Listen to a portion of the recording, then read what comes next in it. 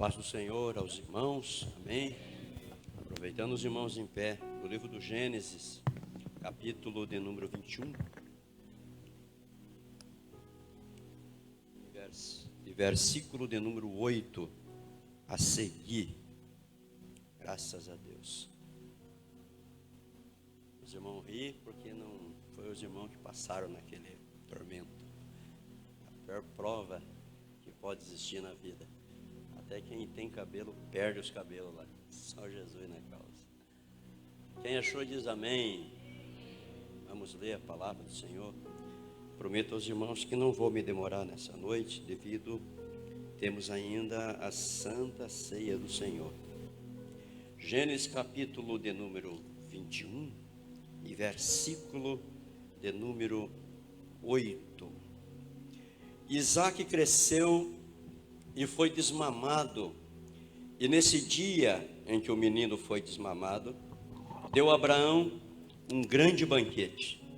E vendo Sara que o filho de Agar, a egípcia, o qual ela dera à luz a Abraão, caçoava de Isaque, disse a Abraão: rejeita essa escrava e seu filho, porque o filho dessa escrava não será herdeiro com Isaque, meu filho. E pareceu isso muito penoso aos olhos de Abraão, por causa do seu filho. Disse, porém, Deus a Abraão: não te pareça isso mal por causa do moço e por causa da tua serva. Atende a Sara em tudo o que ela disser, porque por Isaque será chamado a tua descendência, mas também o filho da serva farei uma grande nação, por ser ele teu descendente. E levantou, pois, Abraão de madrugada, tomou pão e um odre de água, e pôs às costas de Agar, e deu-lhe o menino, e a despediu. E ela saiu andante e errante pelo deserto de Berseba. Tendo-se acabado a água do odre, colocou ela o menino debaixo de um arbusto. Afastando-se, foi sentar-se de fronte à distância de um tiro de arco, porque dizia: assim não verei morrer o menino. Sentando-se em frente dele, levantou a voz e chorou. Deus, porém, ouviu a voz do menino. Daí de onde Deus, porém, ouviu a voz do menino, e o anjo de Deus clamou do céu a Agar e disse: que tens, Agar? Não temas, porque Deus ouviu a voz do menino daí onde ele está. Ergue-te, levanta o rapaz, segura pela mão, porque eu farei dele um grande povo.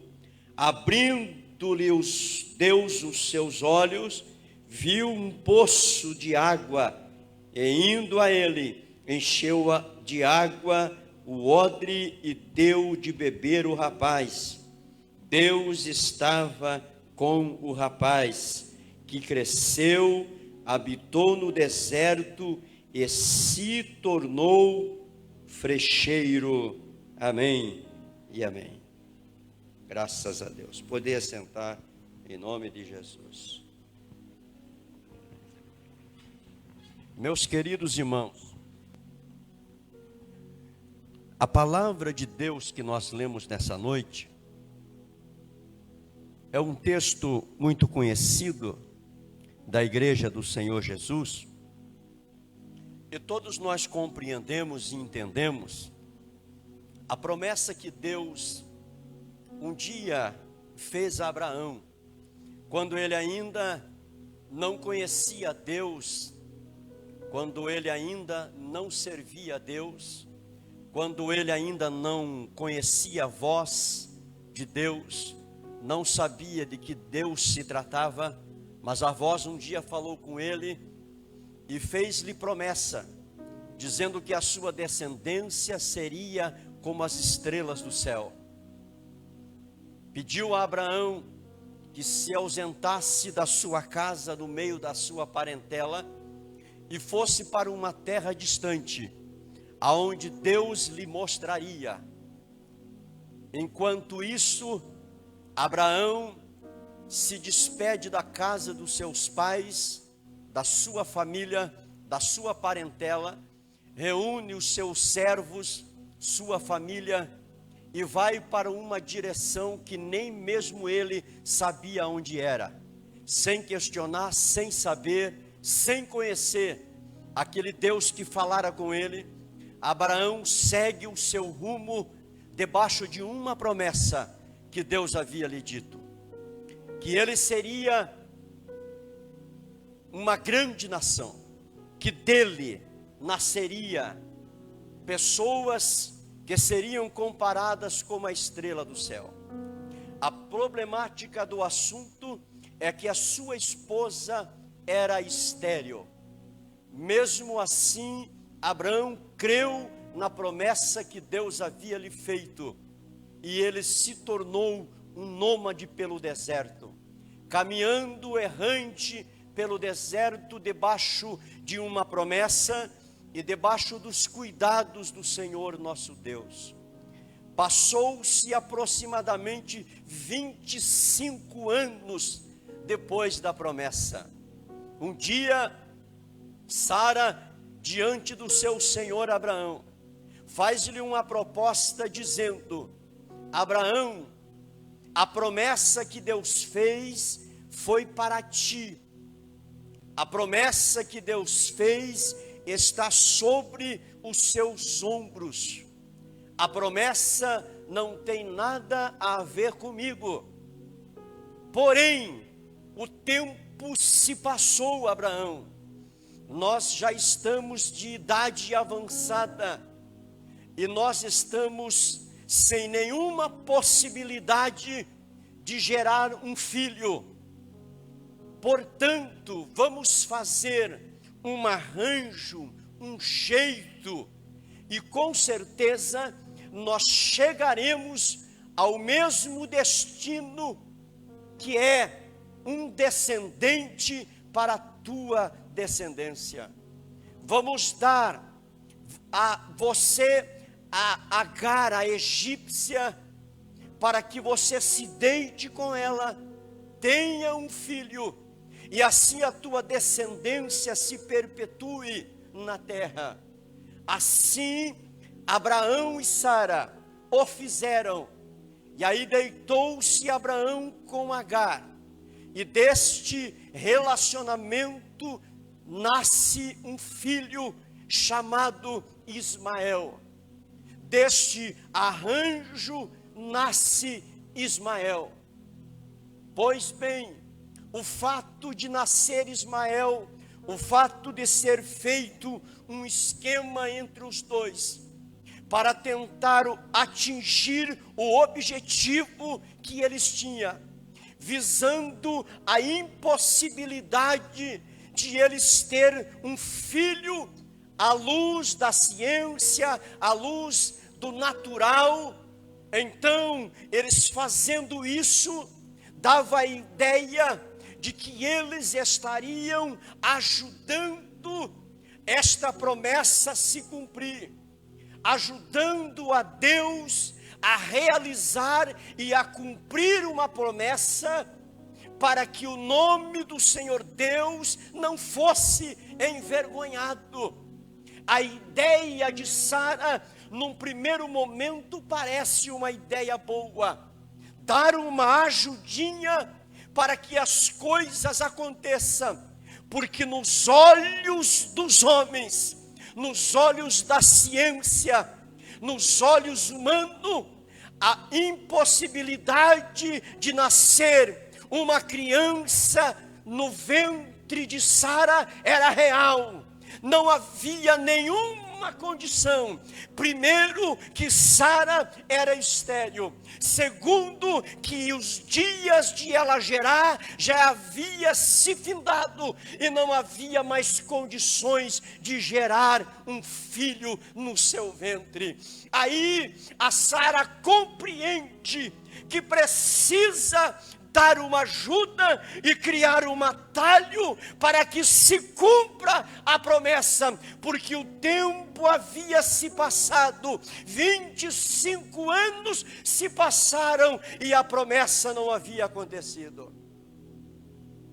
E aí, o que se percebe é que Sara se esquece de que Deus tem todo o poder nos céus e da terra, que a impossibilidade do homem para Deus não quer dizer nada, e que Deus não trabalha no relógio humano, e que Deus não caminha por caminhos humanos, e que Deus não escreve da mesma forma que o homem escreve, e que Deus não pensa da mesma forma que nós pensamos, que Deus não entende da mesma forma que nós compreendemos. Aquilo que para nós está demorando, para Deus não passa de uma fração de segundo, e tudo está sobre o seu controle.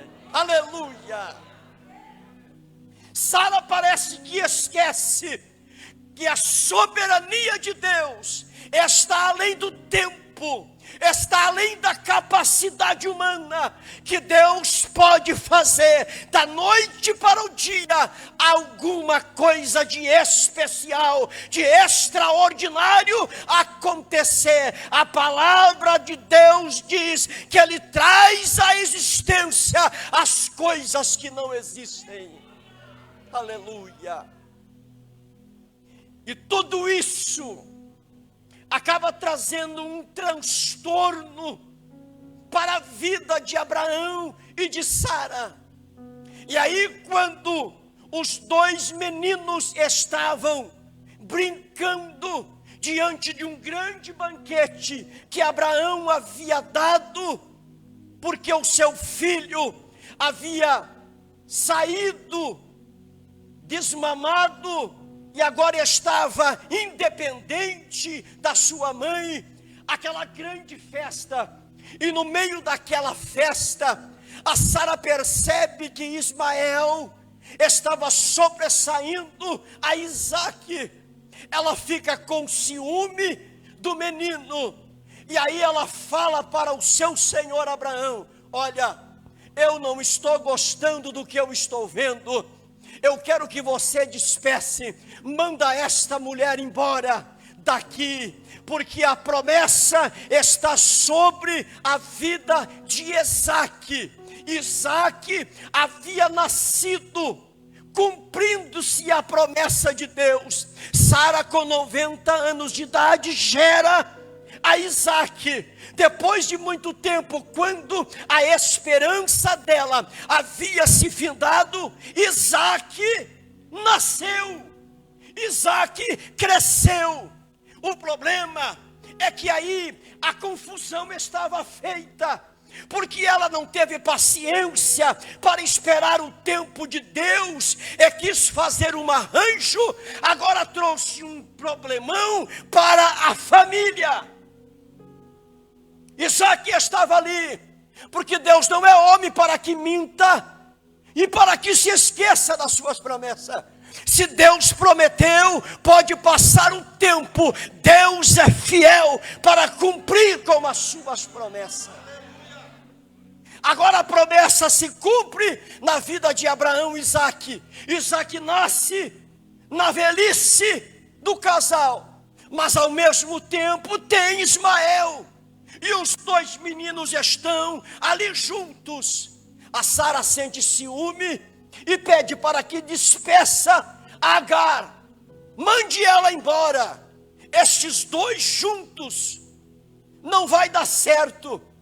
Ismael não vai tomar a promessa. que Deus fez para Isaque, manda ela embora.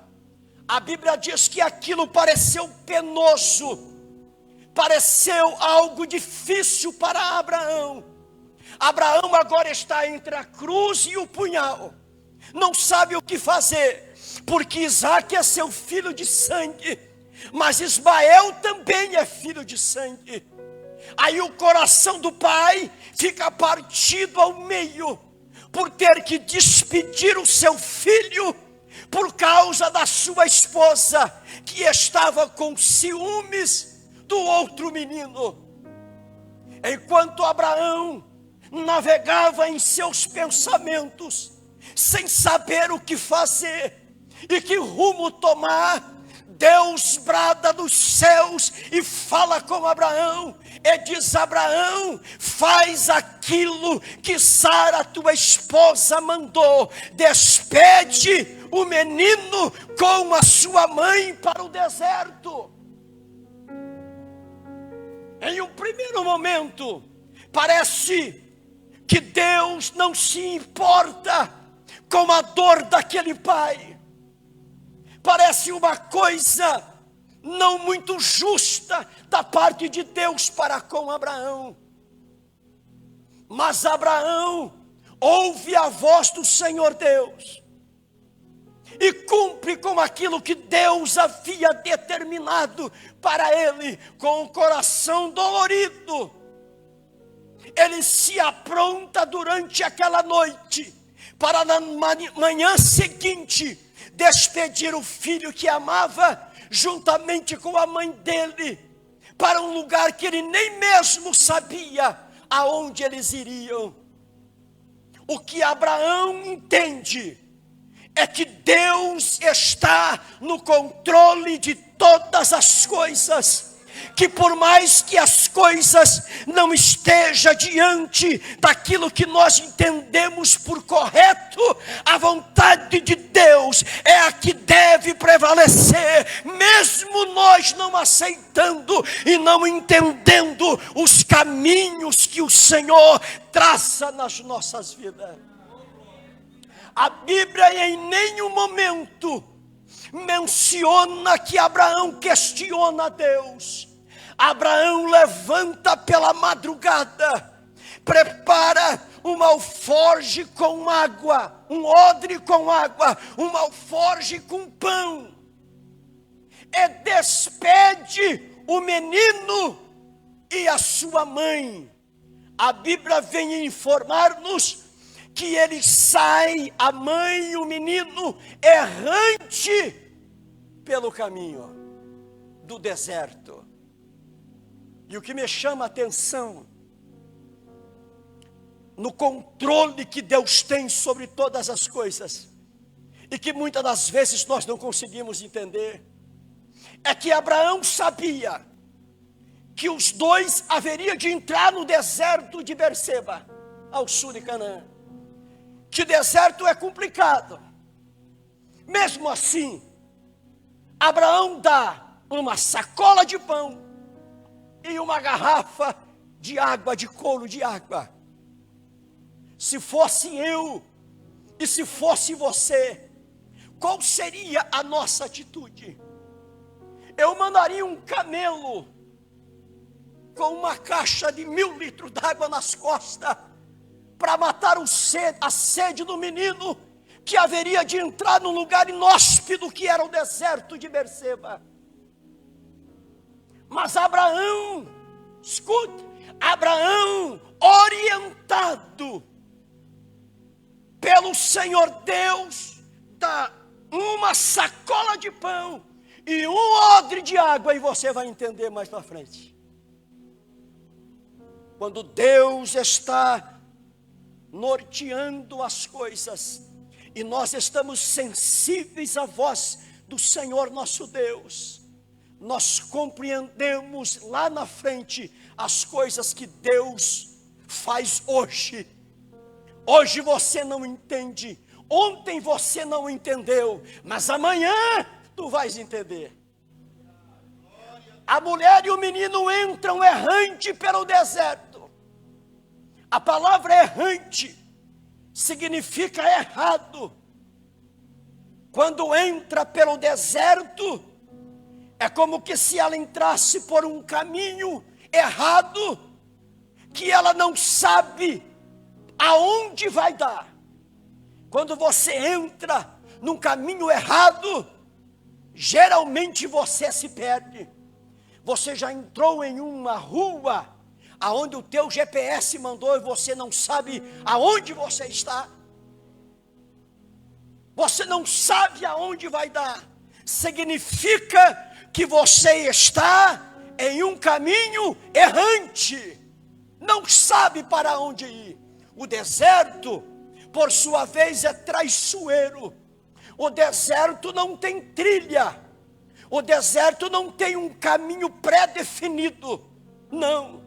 Se você sair aqui em Guaratuba, nestes montes por aí, eu já fiquei sabendo que existem algumas trilhas que você sobe aí nesses lugares para você ter uma vista do mar e de toda a região. Quando você vai no Monte do Cristo, tem uma trilha que você sobe, vai lá em cima e depois você desce, tem um caminho.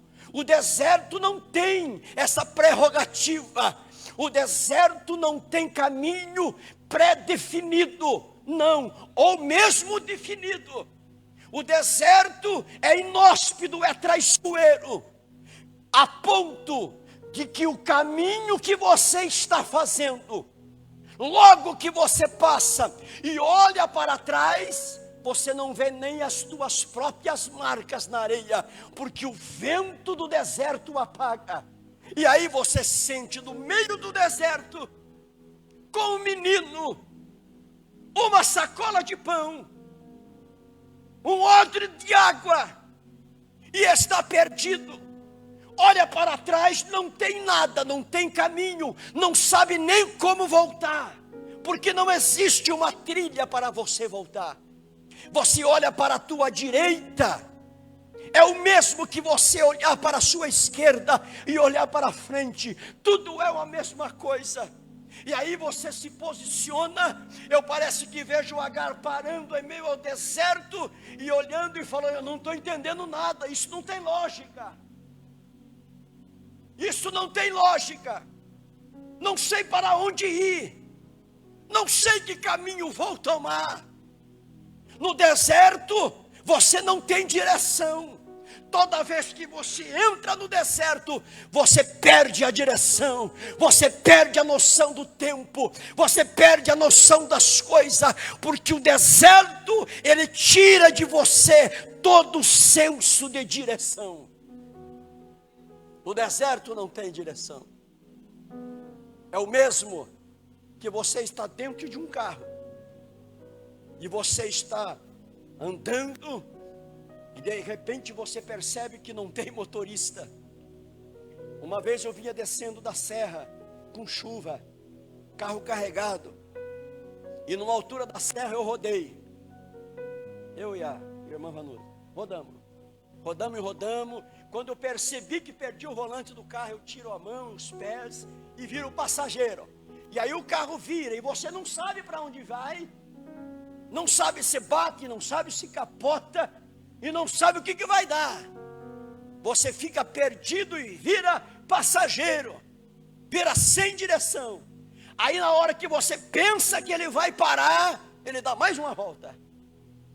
Aí quando ele dá outra volta, eu pensei, agora vai parar. Ele bateu no guarda-reio, pá. Aí igual parou nada, voltou e deu mais uma. E foi para o canteiro. Você fica sem saber o que fazer. Um carro sem direção. Quando você está no deserto, é o mesmo que você virar passageiro e não ter domínio sobre a direção. Eu vim do crivo e eu fui com o pastor Júnior. Aí uma altura do caminho ele perguntou para mim assim, parece que você está querendo frear o carro. Eu queria pisar no freio. Ele dirigindo e eu querendo pisar. Aí a gente pega o corpo, vai assim, né? Aí a gente vai para cá. Quer tomar a direção do veículo, mas não está sobre as tuas mãos. E aí, quando você fica em um veículo sem direção, é terrível. Porque na hora que você pensa, agora ele vai virar para cá, ele resolve virar para lá. Aí de repente você acha que ele vai parar neste posto de combustível. Ele não para naquele, ele vai parar lá no outro. Aí quando você pensa que vai virar à direita, vira à esquerda. Quando vai acelerar, freia. E assim vai, quando vai ultrapassar, não ultrapassa. E quando você para, agora não vai, agora vai ultrapassar. E aí vira aquela confusão e você fica perdido, sem direção. É assim que às vezes nós nos sentimos quando nós entramos no deserto. Ficamos sem direção. Quando pensa que as coisas vão acontecer, agora vai, dá tudo errado. Quando você pensa que a bênção de Deus chegou, o que chega é uma prova maior do que a anterior. Você está no deserto, companheiro. E se tu estás no deserto, não tem direção no teu barco, no teu veículo, na tua caminhada. Deserto é lugar aonde nós perdemos a direção. E no deserto, meu amigo, não adianta correr de um lado para o outro. Não tem o que fazer. Tem que deixar na condução daquele que tudo sabe.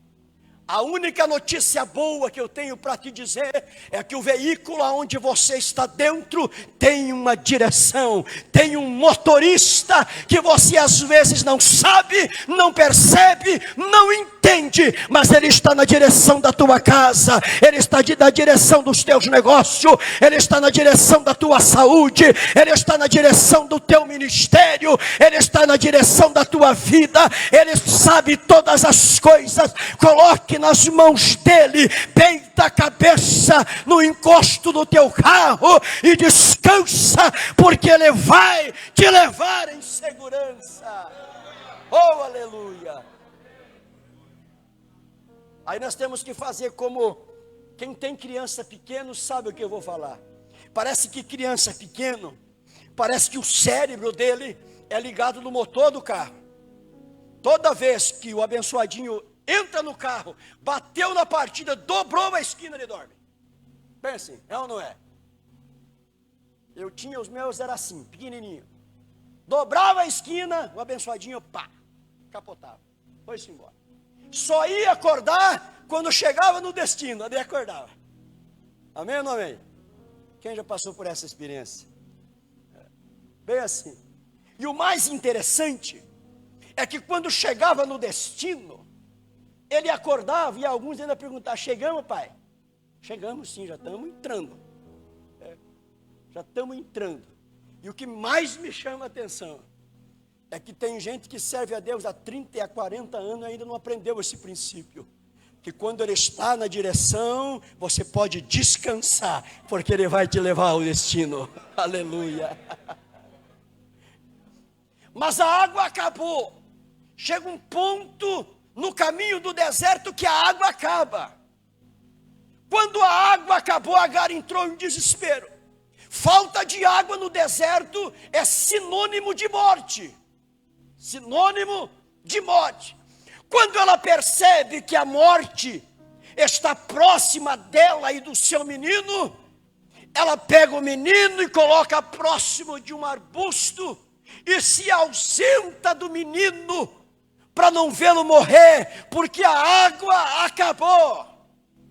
E aí, o texto me chama a atenção, porque muitas das vezes, nós estamos muito preocupados com as coisas que estão acabando, e não estamos nos importando com as coisas que temos ainda na nossa sacola. Acabou a água, é verdade, sinônimo de vida, mas ela esqueceu-se que ainda havia no alforje pão. E aí você olha em toda a Bíblia, sempre aonde existia pão, nunca houve morte. Acabou a água, ela focou naquilo que acabou e esqueceu que ainda havia pão na sacola. Aleluia. Quem está entendendo diz amém. Pode ser que acabou a tua água, acabou a tua esperança, acabou o dinheiro, acabou a saúde, acabou tudo. Você já não tem mais uma perspectiva de vida. Eu acho que a minha vida é isso aqui mesmo. Pode ter acabado tudo na tua vida, mas se na tua vida ainda tiver pão, ainda há esperança. Se tiver pão na tua vida, Deus estará dando sustentação para a tua vida.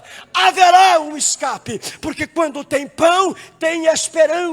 Quando tem pão, tem livramento. Quando tem pão, tem provisão. Quando tem pão, tem salvação. Quando tem pão, tem batismo no Espírito Santo. Quando tem pão, tem graça de Deus, tem presença de Deus. Se tem presença de Deus, a vida está entre nós. Não foque naquilo que se perdeu. Não foque naquilo que acabou, foque naquilo que permanece. Se tem pão ainda na tua sacola, levante a mão para o céu e dê um brado de vitória, porque Deus sabe todas as coisas. Eu quero correr. A Bíblia diz que após esse desespero, porque acabou a água, o menino fica debaixo de alguns arbustos. E ela se afasta a um tiro de arco de flecha, algo em torno dos 140 metros de distância do menino, porque ela dizia consigo: não quero vê-lo morrer, não quero vê-lo morrer, vou me afastar, não dá mais, não tem mais o que fazer porque acabou a água, vou me afastar, não tem mais jeito. E ela se distancia como um tiro de arco, se ausenta da presença do menino para não vê-lo morrer. Para ela não tinha mais jeito. As possibilidades dela diziam: não tem mais jeito, ele vai morrer, e eu não quero vê-lo morrer, vou me afastar. E eu tenho uma palavra da parte de Deus para a tua vida: ninguém vai morrer na tua casa.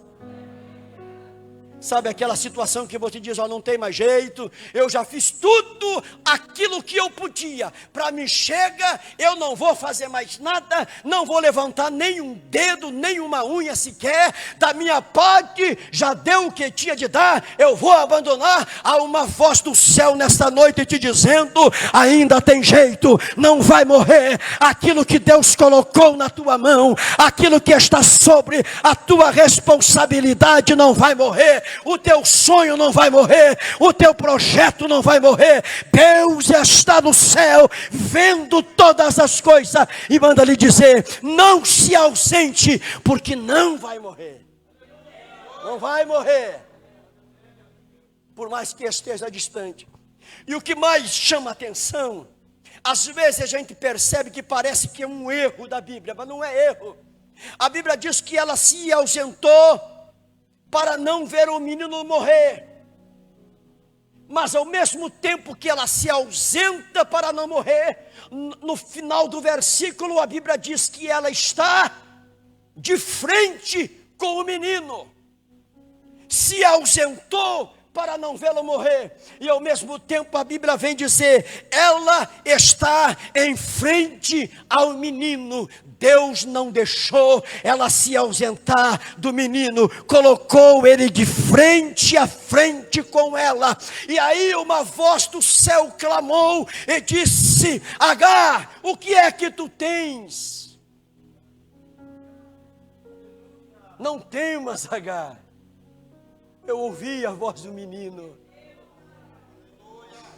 Eu ouvi a voz do menino: não temas. Aleluia. Escute, eles só não morreram de sede naquele deserto, porque Deus ouviu a voz do menino. Enquanto a mãe clamava distante do menino, a Bíblia diz que o menino falava. Enquanto um gritava desesperado, o outro falava. O menino falava, e como o menino falava com Deus, Deus ouviu o menino. Não para de falar. Não para de falar, Não para de clamar, não para de buscar, não para de interceder, não para de orar, não para de consagrar, não para de vir para a igreja, não para de vir para o culto, não deixa de vir para a campanha de oração, não deixa de vir para a consagração, não deixa de vir no domingo, não deixa de vir na escola dominical, não deixa de vir na terça-feira, não deixa de cantar no coral do círculo de oração, não deixa de ser obreiro ativo na obra de Deus. Continua falando, continua fazendo, continua trabalhando, porque enquanto você continua, Ele ouve. Ele ouve. Se o menino tivesse calado a sua boca, teriam morrido de sede em meio ao deserto. Mas enquanto uma mulher estava em desespero, o menino clamava e falava com Deus, e Deus ouviu a voz do menino. Aí você percebe a serenidade do menino. Em um momento de dificuldade, em um momento difícil, serenamente o menino falava com Deus. Na hora da angústia, irmã, na hora da angústia, irmão, na hora do desespero, na hora que o sapato aperta, não é hora de desespero, é hora de falar com Deus.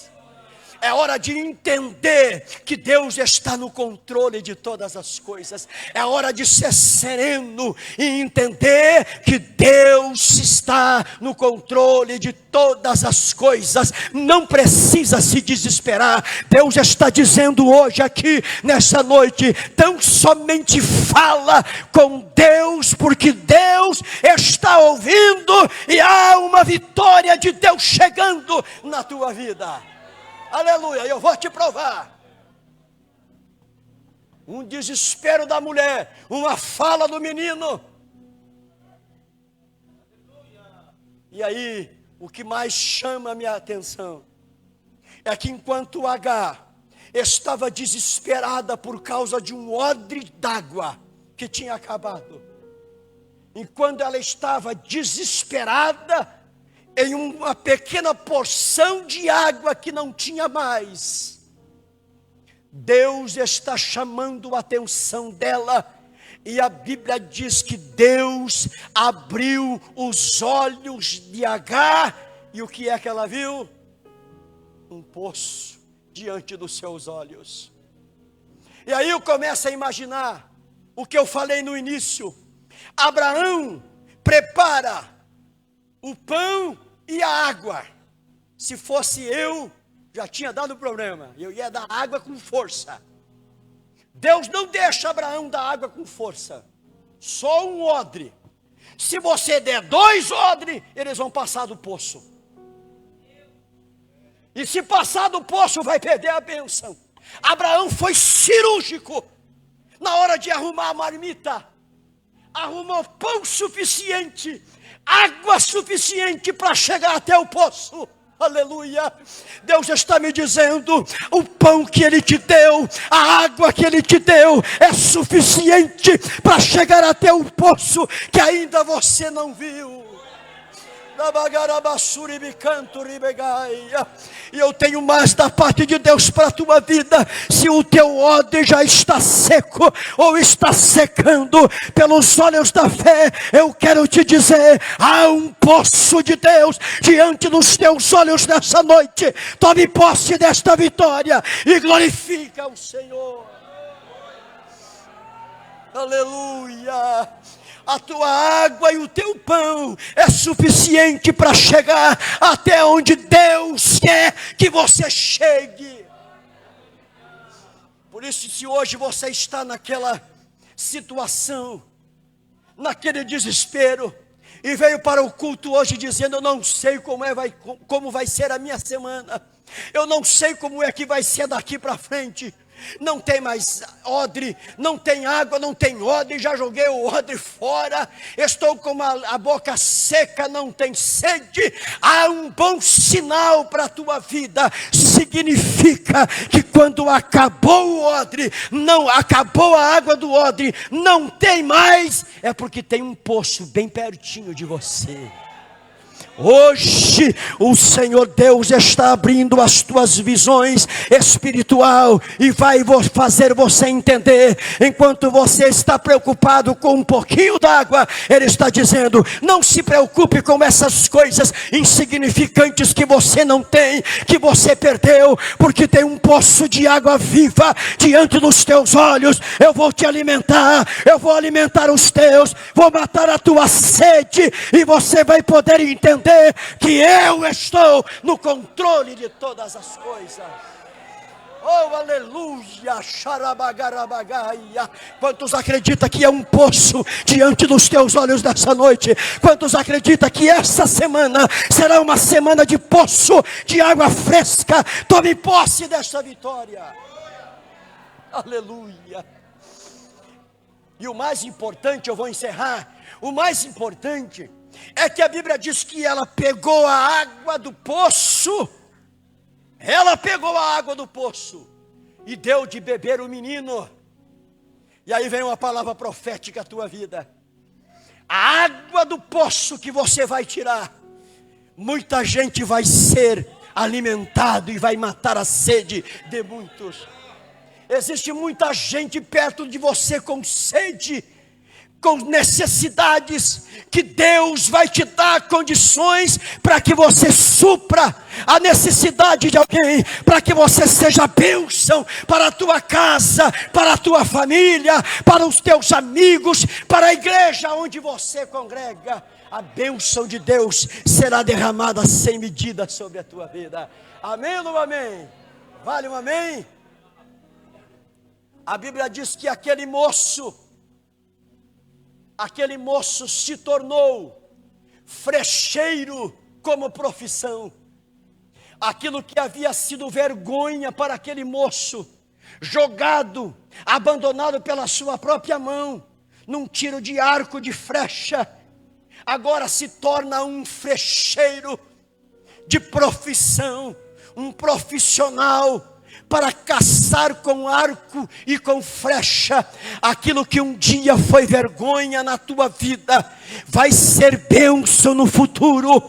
Aquilo que as pessoas têm dito para você que é uma vergonha, amanhã vai ser uma bênção. Aqueles que as pessoas dizem: esse teu filho, esse teu parente, esse teu amigo, ou essa tua situação é uma vergonha, amanhã será sinal de honra, sinal de vitória, sinal de bênção para a tua vida. Fica de pé, em nome de Jesus. Aleluia. Aleluia.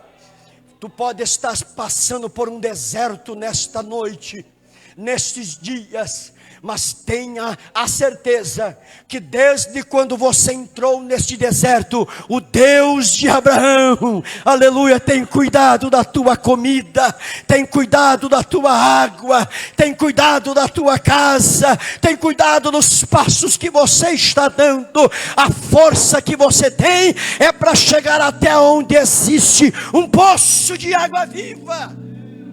Por isso não murmure. Eu quero orar em teu favor nessa noite. Se você está passando por um processo de provação e você não está conseguindo entender as razões, os motivos pelo qual você está sofrendo, hoje é uma noite que o Espírito de Deus está presente aqui, e Ele quer abrir as tuas visões espirituais e quer dar para você algo que está distante da tua realidade. Você tem 1 minuto para vir à frente e nós vamos orar. Isso, venha rapidinho. Tome posse da vitória. Tome posse da tua bênção. Há um poço de água viva jorrando aqui nesta noite. Há um poço de água viva que jorra do céu nessa noite em tua direção. Deus vai entrar com providência. Deus vai entrar com provisão. Deus vai tomar conta naquilo que você não consegue resolver. Está na mão de Deus.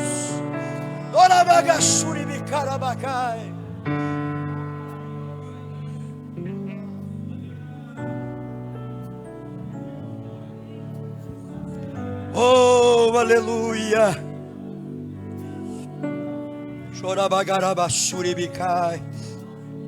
Adore ao Senhor nessa noite. Aleluia. Oh, aleluia. Aleluia. Se você não está conseguindo entender e enxergar, hoje é noite de você compreender que Deus tem um propósito sim na tua vida e tu não vai morrer. Há algo extraordinário chegando da parte de Deus para a tua vida. Aleluia. Oh, glória a Deus.